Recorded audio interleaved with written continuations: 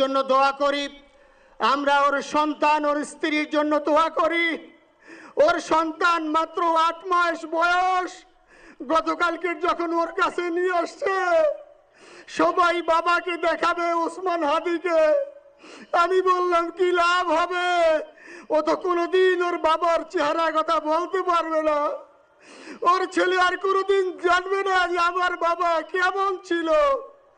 ভাইরা আমার, ওসমান হাদি আর ফিরে আসবে না।